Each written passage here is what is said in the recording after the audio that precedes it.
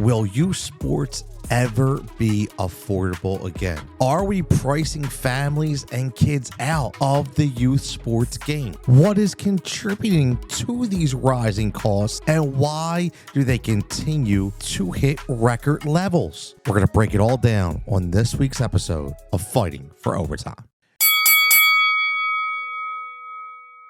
Fresh off a fantastic episode with D1 former player, D2 head coach, and national scout Mackenzie Bellows Shizzle, who talked specifically about why can't sports be fun again, right? We talked about that last week, and now this week we're going right into the depths of the youth sports numbers.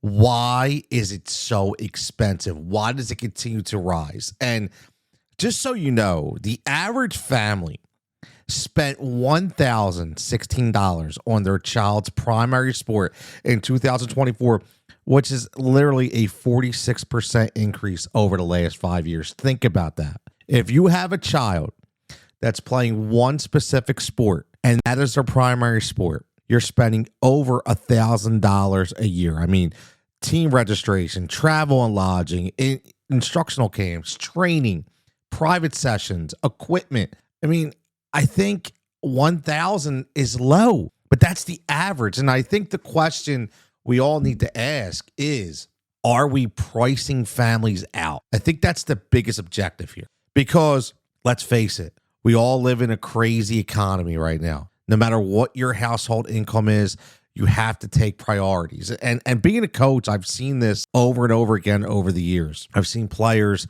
who have specifically said to me they can't play. They can't afford to play. And we found a way to get those kids on a team. But I know when I started, just as a travel registration, it was $100 a year. And that got them the uniform and they got the registration. Now, that's no extracurricular activities. That's no travels. That's no tournaments. That's just your actual club registration to play in your league, and some that doesn't even include ref fees. Now, my last year, it was up to $500. That's for one kid. No break for a second kid. Two kids, $1,000. That's just registration. It's not including all the stuff that we're going to get to. So you see, when you think about it, why this is a problem and why you're seeing actually intramural leagues, the numbers are starting to rise a little bit in different communities because number one, the travel scene is being outpriced for some families. And number two, not every kid wants to be a travel player. Sometimes the parents are forcing the kids to be travel players. Sometimes the kids are being travel players just because their friends are all into travel and they want to get that experience. But unfortunately, the travel experience isn't always about friendships, right? It's all about the win in most cases. And we'll get into that on another episode. But I want to break down what's going into these costs and why they're rising so much. And I think we all will have our personal accounts on saying, oh yeah, I know what he's talking about. I get it. Like, I talked to Mackenzie last week and we talked about, how I would say every weekend was a $3,000 weekend. Every tournament I went to was a $3,000 weekend. And that's just because you have to eat, you have gas, everything considered. It just continues to rise. And we look at why these costs are being incurred. Number one, I think there's several reasons, but I think the biggest thing is that many travel teams now and these organizations are operating like businesses, some directly, some indirectly. You have paid coaches instead of volunteers. Before, it was all about volunteers. Then two things happened. Number one, you had kids and families who wanted to win. They wanted that high-end training. So volunteers aren't going to give you that experience. So either you had a volunteer that brought in a paid trainer that was extra for the team, or the club as a whole decided to get paid coaches. And with paid coaches, you incur a higher cost, which in turn bumps your registration up. And another thing that really hinders, and this, I really want to get into this, is year-round training, strength conditioning, and skill sessions. There's a huge decline in this world of open space, especially in many local communities where I'm recording this podcast at, because of some that either have closed up or, listen, they've incurred higher costs and they couldn't afford to stay open. So now you think about it, where do I train? Where do I take my team? Say if we're talking about soccer, right? So soccer ends for, you can end in the one league, you can end right before Thanksgiving. Then you have a winter league that can run until, after Christmas. You only play 6 weeks for the people that don't want to mix school ball with travel ball. And it's all a big crossword puzzle, right? But the thing is, what do your kids do from January to March? And if you have an abundance of travel teams, which is going on now. I mean, you heard Mackenzie talk about in Calvary and, where she was, and waking up having like 8-10U baseball teams. Just think about it. If you have a high populated town, you're going to have more than probably 5, 6, or 7 entities that are all calling themselves a travel organization. So now they're all looking for space. They're looking for places that are heated, places that they can get that year-long training. And that's all you talked about. Back in the day, there was this year-round training. You went to one sport, you went to the next sport, you went to the following sport. It wasn't concentrating on one sport all year round. Now, I know you could say, well, if you just played the one sport, it basically washes out playing 3 different sports because you're playing the same amount of time. I get it. But the thing is, you're highly investing in that one sport, right? So when you think about it, you're definitely shelling out more of a monetary value when it comes to year-round training. And that's another cost that's incurred by the team. So, for example, when I was coaching, I would have to get the prices and figure out, okay, so if I have just for the easy transparency here, if you have 10 kids and it's $1,000 a session, so each kid's paying $100 for every training session out of their pocket. If you do 5, that's an extra $500. If you do 10, that's an extra $1,000. So if you're talking a $500 registration fee, well, now we need to have training. And here's the thing. People say, well, what about fundraising? I'll be honest with you, man. Fundraising, sometimes it was more of a pain in the ass than it was to actually pay the extra money. Think about it. Everybody's working 2 or 3 jobs as a family. Everybody's trying to do that extra to bring in some extra revenue as a family. They don't have time. You don't have time to stay-at-home moms and stay-at-home dads. That's not existent right now. It's a very small percentage. And the grandparents that used to be around, guess what? Now the grandparents are working until they're 70 and 75 years old. So they don't have all the free time either. So it's like, who's going to do the fundraising? And that's why the youth sports travel team is now operating like a business, because they have people that do that stuff for you. There's programs out there. There's apps that do it for you, right? But still, somebody has to control it. So sometimes it's just easier. I know it was easier on my part to say, look, we're not even going to do fundraising. This is what it is.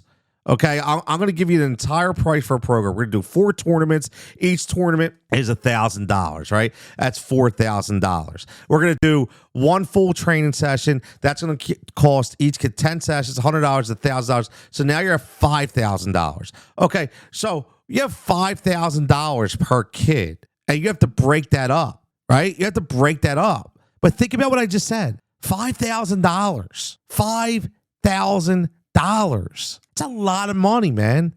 Because even though it's $100 for each session, you're doing 10 of them. That's $1,000 per child. If you do 4 of them, that's $4,000. A tournament is each easy $800 to $1,000 for a tournament. Cups, tournaments, ref fee. I mean, there's so many things that go into the professionalism of youth sports now. And, the year-round aspect of it, that's why these costs are not going down. Everything just continues to go up. And it is legitimately pricing families out. Now, let's talk about the high travel expenses, hotel stays, gas, flights, rental cars. I'll be honest, I remember, and I tell you guys, every time I do these, I like to try to attribute these to real life stories. I remember my daughter, when she first went and got on a travel team that went to the World Series of Baseball. Now, not the one that goes to Japan, because there's one that actually does go to Japan, but the one that goes to Ocean City, Maryland every year, right? There's a Pony, which the Pony organization that goes to Japan, and the other one goes to Ocean City, Maryland. So we were going to Ocean, still never been to Ocean City, Maryland, was never at the World Series for that, right? So when the coach just breaks, hey, we want Taylor to go, I'm like, oh, this is great. Taylor's excited. Well, I'm not thinking, because again, and this is why I do this podcast as well, and make sure you're following Fighting for Overtime wherever you get your podcast. Hit that like, hit that subscribe. If it's on YouTube, greatly appreciate it. Apple, Spotify, whatever platform. If you could give me a 5-star, that would be fantastic. If you think I suck, give me a 1. It's all good as long as you leave something. It would be greatly appreciated. Now, think about this as a parent. I'm finally getting my daughter to somewhere she wants to be. She's asked, so she's already glowing with excitement. Man, Dad, they want me. They want me there. They want me to be a part of this. Oh, this is fantastic. I'm so happy. It's something you worked for. Finally, I mean, you went through a emotional roller coaster with so many different things that went on, and now you have somebody that's actually coming out, recruiting you, and wants you. Well, again, I don't understand all the extracurriculars. I'm just a parent right away that's happy. Remember, I've never coached yet at that level. So I'm not understanding everything. All I know is they tell me they want Taylor to go, and boom, it's covered. Yeah, her fee to play was covered. I didn't even realize that I had to stay a week. Yes, a week in a hotel. I didn't really realize that everybody knows they price gouge you now, because now the hotels are going to go from $200 a night to $400 a night. So now I got to stay 5 nights in a hotel, okay, at $400 a night. There's $2,000 right there. I have to eat every single day. Not to mention that the fields that we have to drive to from the hotel off the main strip is still 30 minutes. And I have a V8 Hemi Dodge Durango at that time. That's an absolute gas guzzler, because I need all the room that fit all the damn equipment, because my daughter's a catcher. So I'm not even putting this into play, man. Next thing you know, I don't even have the budget for that. So what do? You whip out the plastic. What do? What happens if you didn't have the plastic? What happens if you didn't have a credit card? Maybe your credit cards are maxed out. See, I say this because that's reality. Reality is now you're in a bind. Now you're in a predicament because you don't want to let your kid down. Your kid's excited. She's ecstatic about this opportunity. You're going to tell her, oh, by the way, honey, I'm sorry, you can't go. Or you got to go with the coach. Daddy can't come to support you. Mommy can't go because we got to bring your brothers, and we don't have the money to, it's crazy. So what do? You go all in, you eat it, right? You eat it. But the thing is, it'd be nice if you were prepared for it. And that's why we're doing this podcast. So if you're listening right now, and you have a 6-year-old or a 7-year-old or an 8-year-old, just get ready, because it is coming. Get ready. Like the vacations, I spoke to somebody the other day, and they said we don't take family vacations anymore because we can't afford to, because we'd rather play youth sports. So instead, we take day trips. Number one, we don't have time to go on vacation, but number two, we can't afford it, because all that money's already afforded for these tournaments that we're going every single weekend. So put that into your brain. Just think about it. Another reason why that 46% is so real. Now let's look at some other aspects that attribute to that rise. Uniforms and equipment, custom uniforms, multiple sets for home and away. Right, you got to have your home uniform. You got your away uniform, personal gear like your spikes, your cleats, whatever you want to call it, your bats, which now, and instead of $35 or $400 or $500, because you have to have the composite bats, right? You have to have those special bats. How about your gloves? How about your team bags? It's going to have your number on it, right? It's brand specific or sponsored equipment depending on what team you play for. And then you have these elite tournaments that we talked about with high entry fees. These also require at times additional uniforms or gear. There's been several tournaments that I've gone to that had a dress code that you had to abide by. You couldn't wear your actual uniform. The reason why, they didn't want to go into an issue to where, you know, they have 500 teams coming from all over the world. Obviously, somebody's going to have the same color gear. So what they do is they would designate a color or a uniform for that team. But guess what? You had to incur the cost. You had to buy. Yes, people, be prepared. We talked about the facility rental. Well, here's another one. How about exposure and keeping up? Think about this. Families often, I know I did, I'm sure if you're listening, you probably did too. Families often feel pressure to keep their kids in the mix when it comes for, number one, these high elite travel teams, especially for two things: college recruiting or scholarships. Now, you heard from Mackenzie last week when we talked about the college recruiting aspect. Make sure you go back and listen to that episode. She did a phenomenal job of explaining her experiences as a national scout and what you should be doing as a high school kid in the recruiting process, the do's and don'ts. So make sure you go back and listen to that episode for that specifically. And the other thing is the scholarships. Everybody wants to try to keep up to get the scholarships. Well, here's the thing. This whole exposure and pressure creates a pay-to-play system. I know you've heard that before. And it's where those who can't afford travel, which we talked about earlier, could be left behind, even if they're very talented and they should be afforded that opportunity. I understand there's a lot of clubs out there that have specific programs. They call them scholarships. Like I was with one specifically, and if there was an issue, we came to them about a specific kid. But the problem is now it's not becoming 1, 2, or 3. It's becoming 4, 5, 6, or 7. And it's legitimate concerns because these prices are so high. I had multiple kids drop out of my program because, listen, even though I was able to get them the scholarship to pay the $500 registration fee, they couldn't afford everything else. They couldn't afford the trips, the tournaments, the extra gear, the special bats. And that's the thing too. You know, think about the scenario. And this is, let's be realistic. We just talked about $500 bats. So many things come into play with this highly expensive equipment. You think about it. Like I was always brought up, share, share, share. Help others who need help. So you buy this $500 bat. You have a couple kids on the team that would love to use a $500 bat. Not because of the price, because of what comes with it, because of the stature of it, right? What they hear about it. Well, then you create this hostility because I've been on many teams. I've coached many teams where parents specifically would tell their kid, do not let anybody touch that bat. You and you only can touch that bat. I've had experiences where I've seen players go up with somebody else's bat and a parent come up to me and ask me to go get that bat for them because he didn't want them using the bat. So the parent would actually keep the bat with them and personally walk it to the dugout every time their son was up. Now, is that right or wrong? I can't say. Let's be honest. I don't know, right?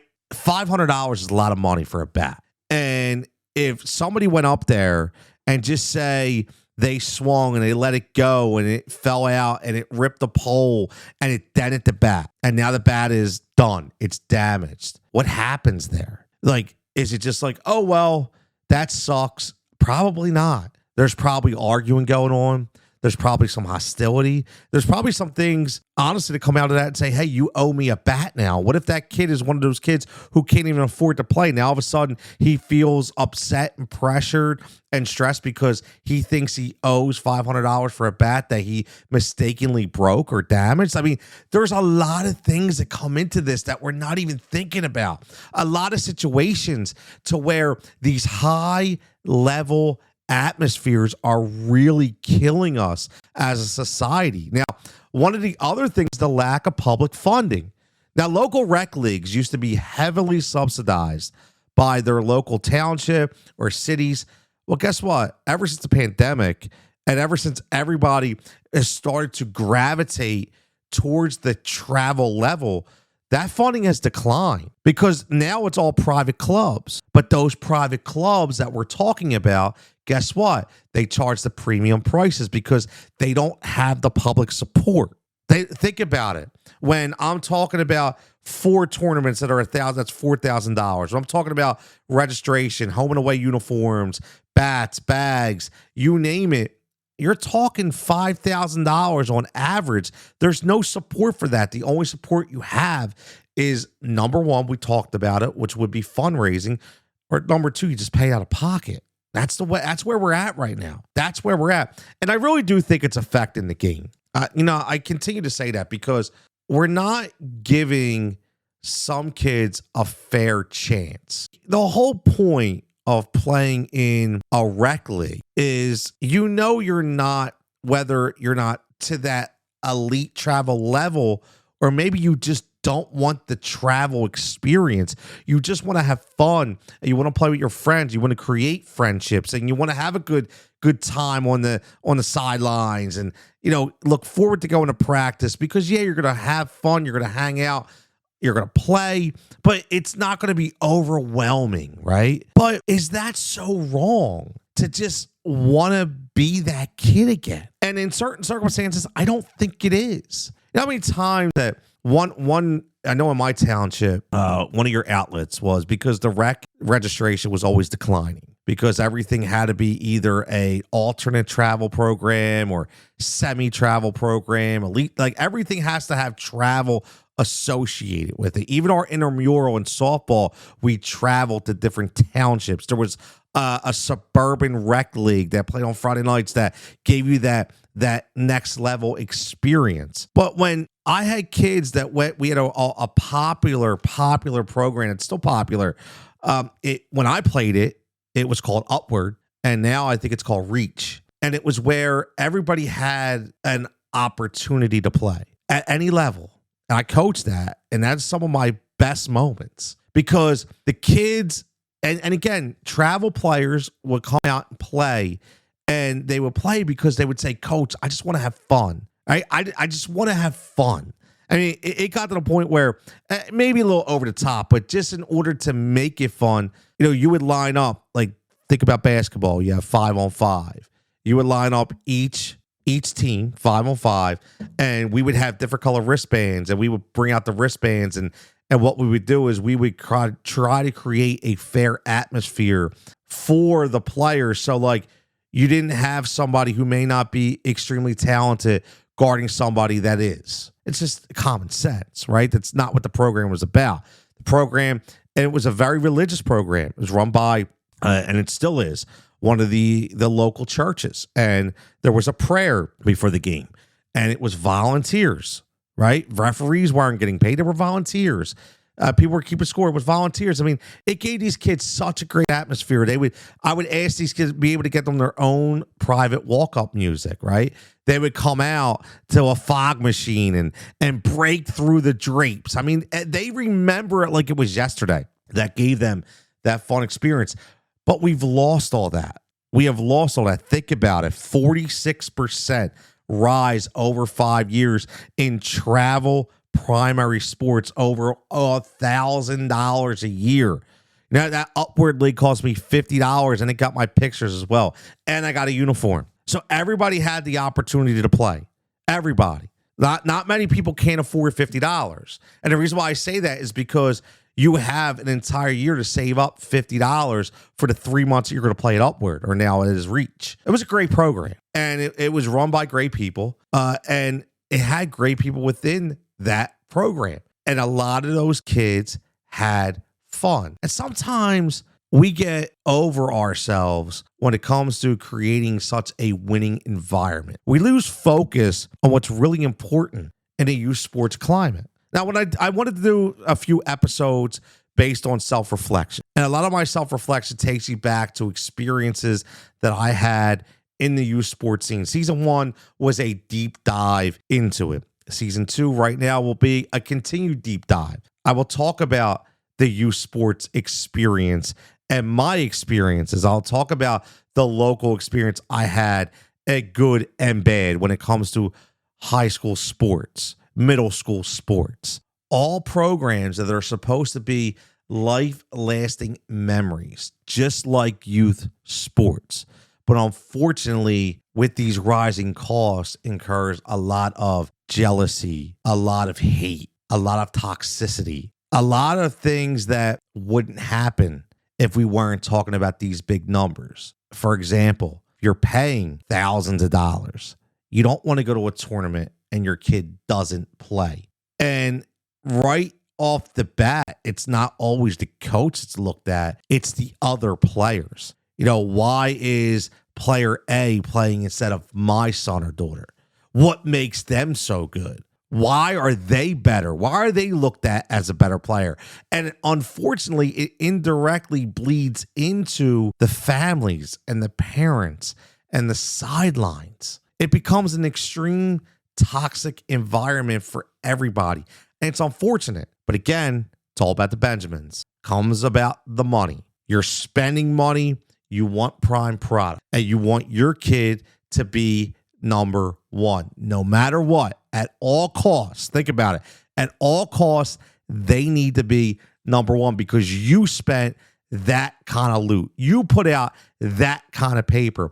Unfortunately, that's not how it works anymore. The paper that you're putting out is an afterthought. It's a normal occurrence. It's something you need to be prepared for. But I have so many experiences that we will touch on in the coming weeks. I really want to get into what happened to my son last year and a feel-good story, a very bad story in the beginning that has worked out in the end. Something that I just feel like I need to get off my chest. Something that happened to me personally when I was trying to, number one, support someone within my town who was battling a bad disease that in turn wound up getting me kicked out of a club, cops called to my house, and parents turning their back on me, all because of a couple sick and twisted individuals. And it's a shame, but it has to be said. Because it's made me who I am today. It's made me the advocate I am today. And the funny thing is, I would never, ever, ever hold any animosity towards any kids because of what their moronic and idiotic parents may do. Because unfortunately, if you are a coach and you've been a coach in the past, you've probably gone through these different scenarios. Also going to have in the upcoming episodes a fantastic interview with, number one, this is a great story, but my former 7th grade teacher, we're talking years and years ago, but highly involved locally as an umpire. And the stories that we're going to dive into about what has happened to whether it be him or his brethren in the youth sports world when it comes to umpiring probably make your head spin. But again, it all comes back to this 46% number about the rising cost and the money. It's all about the money. So as we close this up, let's just think about this for a second. Let's bring it back to where we should be. Youth sports is, again, about memories and moments. No matter how high, no matter how low, it's all about the kids and the memories and moments that they have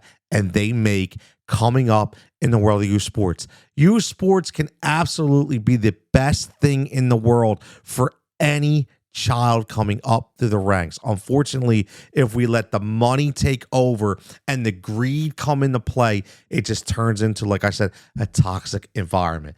But what we can do is be prepared. Like we talk about this podcast. It's why we started. Be prepared. So if you're the child, okay, and you're a teenager listening to this, be prepared. If you are the parent of a youngster just starting in a program, just understand what's coming ahead, because that's why we brought this topic up. And don't forget, if you have a story, if you want to talk about it, you can always anonymously send me an email, fightingforovertime@gmail.com. You don't have to sign it, or you can and just tell me, listen, I'd rather have this as a story, but anonymously, or I want to be a guest. I want to share my story, or here's my quote, and I want to allow you to share my story on the air. I'd be more than happy to do it. Just remember, you're not alone. The support is here if you ever need to vent. So make sure you like, you subscribe, you follow the podcast, and get ready for next week's episode of Fighting for Overtime. Fighting for Overtime is a Rise and React media production. If you're looking to start a podcast, if you're looking to get some direction, hit us up, let us know. We'll help you out there as well. Again, for everybody, enjoy your time, memories and moments, and keep fighting that fight. Continue to fight in overtime to make your kid have the best experience that they can have when it comes to playing youth sports.